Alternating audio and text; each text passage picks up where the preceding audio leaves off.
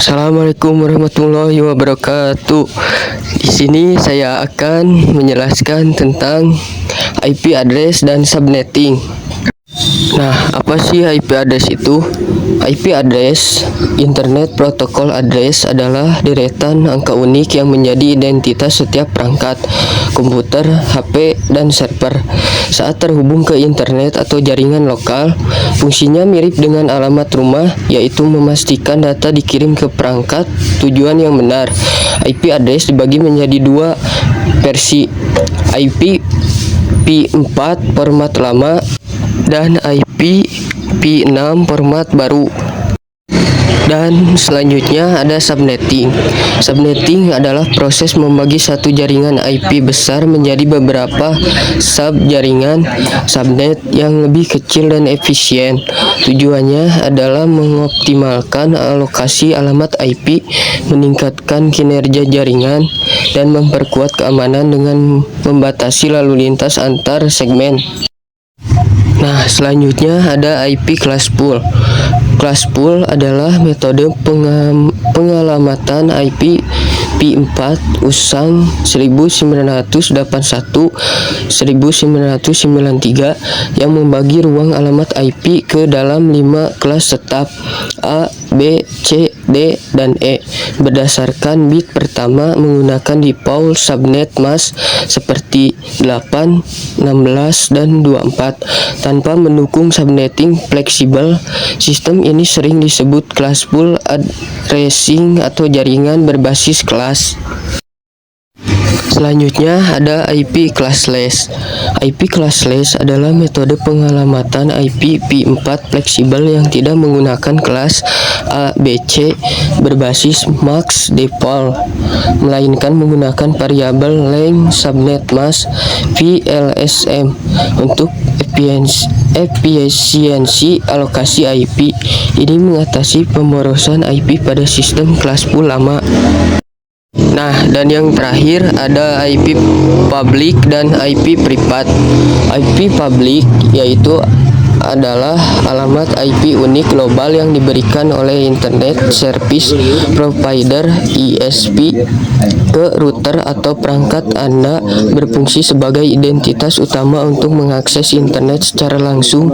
Ini memungkinkan perangkat berkomunikasi secara global, berbeda dengan IP privat yang hanya terbatas di jaringan lokal. Dan IP privat adalah alamat IP yang digunakan khusus untuk komunikasi dalam jaringan lokal LAN seperti di rumah atau kantor, dan tidak dapat diakses langsung dari internet.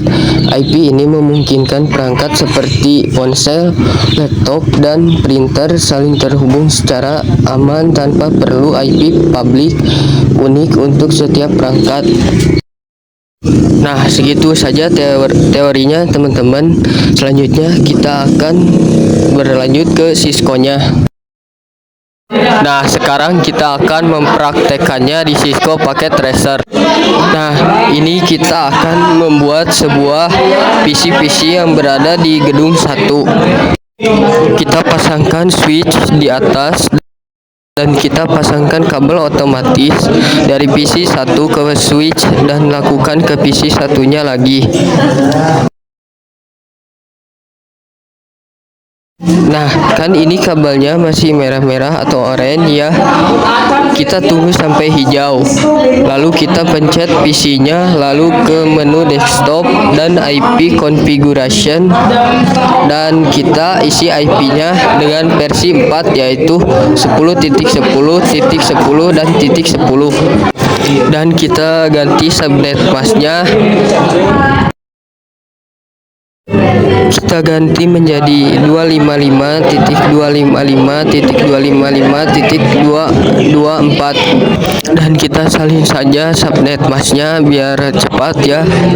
Nah, sekarang kita seperti yang tadi ke PC yang lainnya.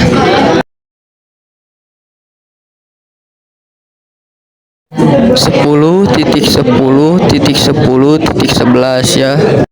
dan subnet masnya ya yang seperti tadi 255.255.255.224. Nah, jika kedua PC-nya sudah dikasih IP, nah kita akan mencoba untuk mengirim pesan apakah terhubung atau tidaknya ya. Kita ke desktop dan ke command prompt. Kita tulis ping dan ketik 10.10.10.11 karena kita mau mengirimnya ke PC 11. Nah, kalau hasilnya reply kayak gini berarti sudah terkirim atau sukses ya, teman-teman. Di sini ada cara mudahnya nih, cara simpelnya. Nah, itu ada tempat logo di atas dan kita pencet ke PC 0 dan PC 1 dan hasilnya successful. Nah, sekarang kita bikin PC yang satunya lagi atau di ruangan yang berbeda ya. Pasangkan PC 4 dan 5.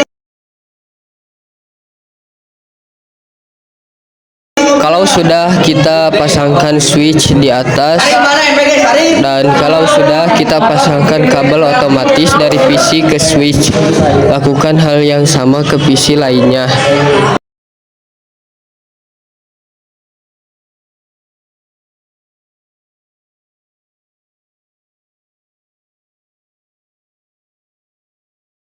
Nah, ini adalah simulasinya di ruangan yang berbeda ya.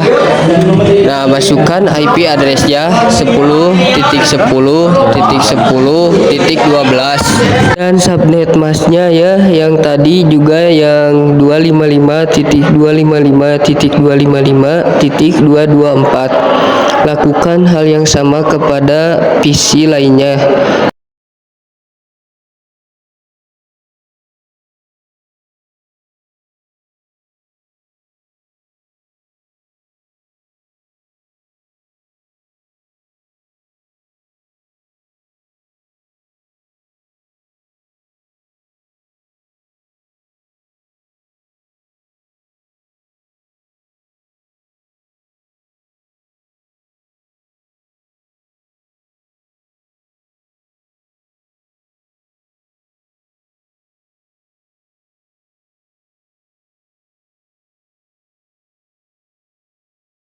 Nah, biar ruangan 1 dan ruangan 2 bisa terhubung, kita pasangkan router di sini.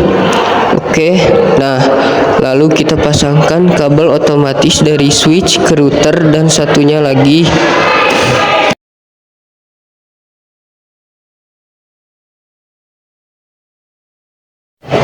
Nah, kita cek ke routernya dan ke menu config. Di sini ada interface dan path Ethernet 0/0 dan path Ethernet 0/1. Nah, di sini jangan lupa kalian on-kan portnya supaya bisa hijau.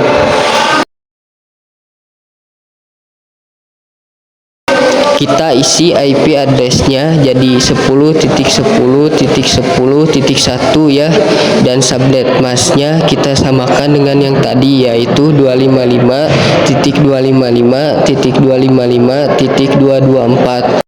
Nah, si IP address ini yang 10.10.10.1 ini akan menjadi gateway di PC nanti.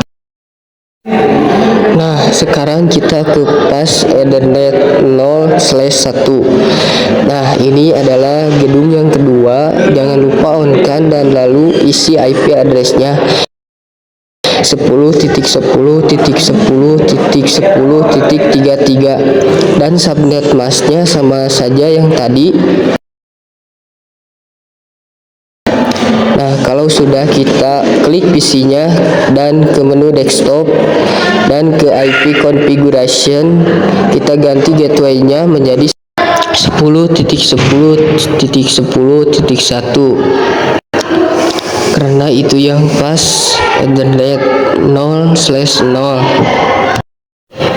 Nah, kalau sudah, lakukan kembali seperti yang tadi ke PC yang satunya lagi ya, yaitu 10.10.10.1 ya guys ya. Jangan lupa lakukan yang sama di PC kedua atau di ruangan yang kedua, yaitu gateway-nya kita ganti menjadi 10.10.10.33.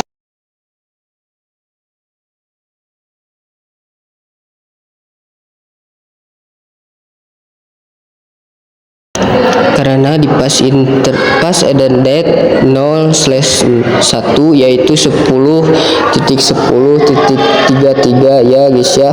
Nah, sekarang kita ganti IP address-nya menjadi 34. Nah, sekarang kita lanjutkan di PC selanjutnya, yaitu seperti langkahnya yang tadi, kita ganti IP address-nya menjadi 35 dan gateway-nya yaitu 10.10.10.33.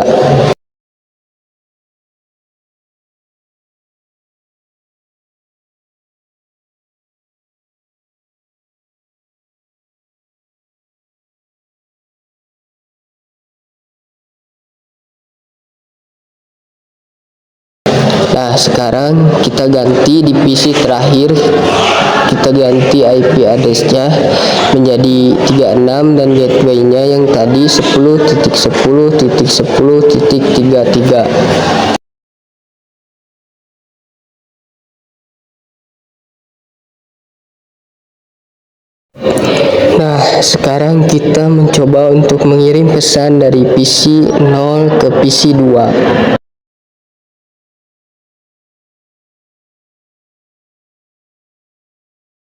Nah, kalau in progress dan pilot itu emang begitu kalau pertama. Kita cobain lagi kedua kalinya dan hasilnya pasti akan successful. Kita coba dari PC 1 ke PC 3, pasti akan in progress dan pilot juga. Kita coba untuk pesannya lagi sekali lagi dan pasti akan hasilnya successful.